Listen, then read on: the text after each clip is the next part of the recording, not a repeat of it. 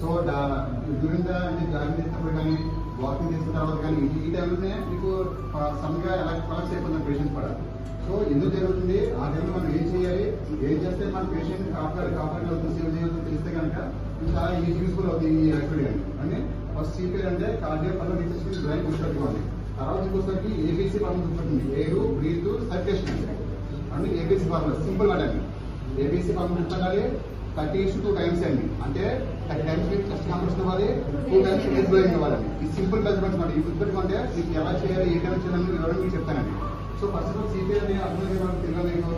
So ఎప్పుడు చేయాలి, ఎలా చేయాలి, ముందు ఎలా రెస్పాండ్ అవ్వాలి, ఈ 3 ప్రశ్నలు సమాధానం తెలుసుకోవడం వస్తుంది. ముందు మనం ఏంటంటే మన కళ్ళ ముందు ఏదైనా ఇన్సిడెంట్ జరిగినప్పుడు ముందు మనం కష్టపడకుండా ఆ వ్యక్తికి జనం గుమ్ముకూడకుండా చూసుకోవాలండి, కష్టపడాలండి. ప్లేన్ సర్ఫేస్ లో పేషెంట్ ఇలా పడుకోబెట్టాలండి. ఇక్కడ టేబుల్ కాబట్టి ఓకే, బయట కొన్ని నేల ఉంది కాబట్టి నేల పడుకోవడం ఇబ్బంది లేదు. తర్వాత పేషెంట్ చుట్టూ గుమ్ము కొడితే ఆయన గాలి అందు. సో గాలి అందుకే ఆయన ఆ పొజిషన్కి వెళ్ళిపోయాడు. సో ఫస్ట్ మనం రిలాక్స్ గా మూడు మనం క్రియేట్ చేయాలి, పీస్ఫుల్ అన్నట్టు క్రియేట్ చేయాలి. ఓకే, ఫస్ట్ టైం ముందు 108 ఇన్ఫార్మ్ చేయాలి. ఫస్ట్ ఆఫ్ ఆల్ హాస్పిటల్ అయితే ఎక్విప్మెంట్స్ అన్నీ ఉంటాయి. ఇది ఏడీ మిషన్ ఉంటారండి. అంటే ఈ మిషన్స్ ఉంటాయి కాబట్టి ఓకే ఎవ్రీథింగ్ హాస్పిటల్ చూసుకుంటారండి, సామాన్ చూసుకుంటారండి. కానీ బయట అంటే గ్రౌండ్స్ లో కానీ ఇంటి దగ్గర కానీ బయట రోడ్ సైడ్ ఎటువంటి జరిగితే కనుక మనం ఏం చేయాలని వివరణ చెప్తాను. వస్తాను ముందు మనం ఏంటంటే 108 ఫోన్ చేస్తే కనుక ఈ లోపు 108 వస్తుంటారు. మన లొకేషన్ చెప్తే కనుక ఆ ప్లేస్ కి 108 వచ్చేస్తుందండి. ఈ లోపు మనం ఏం చేయాలంటే పేషెంట్ ని బల్లపట్ల మీద పడుకోబెట్టి కొంచెం ఏంటంటే గాలిలో చేస్తే కొంచెం రిలాక్స్ అవుతారండి. తర్వాత వెంటనే పడిపోయిన ప్రతి వ్యక్తి మనం సిపిఆర్ చేయకూడదండి. కండిషన్ ఏంటో మనం ఫస్ట్ నిర్ధారించుకోవాలి.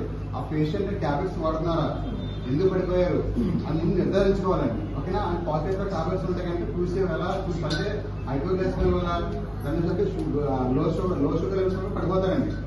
సో మనం నిర్ధారించుకున్న తర్వాత మనం ఫస్ట్ ఆఫ్ ఆల్ వెళ్ళాలండి. బతుకున్న పేషెంట్ సిపిఆర్ చేసామని ఉన్నప్పుడు పోతుందండి. ఫస్ట్ మనం నిర్ధారించుకుంటే సిపిఆర్కి వెళ్ళాలండి. ఇవేమీ లేదనుకున్నప్పుడు మనం ఏంటి అప్పుడు సిపిఆర్కి వెళ్ళాలండి. అది ఎలా చూసుకుని నిర్ధారించుకోవాలి. ఫస్ట్ మనం ఈ చెస్ట్ కంప్రెషన్ ఫస్ట్ అండి. అంటే ఛాతీ ఎక్స్పెండ్ అవుతుంటుంది, పైకి ఎక్స్పెండ్ అవుతుంది. నిర్ధారించుకునే విషయాలు మేడం 3 విషయాలు అన్నమాట. ఈ చెస్ట్ ఎక్స్పెండేషన్ లేదు అన్న తర్వాత సెకండ్ క్వశ్చన్ మీరు ఏంటంటే ఎలక్ట్రిక్ బాల్ ఉంటుంది, నాలుగు ఉంటుంది, ఇక్కడ చూస్తారండి. ఇది కూడా లేదన్నారండి. తర్వాత మీకు ఇక్కడ ముక్కు దగ్గర వెళ్ళి పెడితే మీకు శ్వాస ఆటంలో తెలిసిపోతుంది. సో ఈ 3 థింగ్స్ కూడా గుర్తు పెట్టుకోండి. ఫస్ట్ ఏంటంటే ఫస్ట్ చూడాలి. తర్వాత పల్స్ కెప్టెడ్ బాల్ చూసుకోవాలి. లేదంటే అంటే అందరు సెట్ బాల్ చూడ రాదు. అసలు మీరు హాస్పిటల్ స్టాఫ్ మీరు ట్రైన్ పీపుల్ కాబట్టి మీకు తెలుస్తుంది.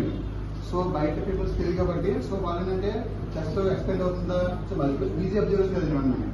సో అలాగే మనకు ముక్కు ద్వారా శ్వాస కూడా ఈజీగా తెలుస్తుంది మనకి. ఈ 2 బాగా తెలుస్తున్నాం. సో మనం బయట వాళ్ళకి మీరు ఈజీ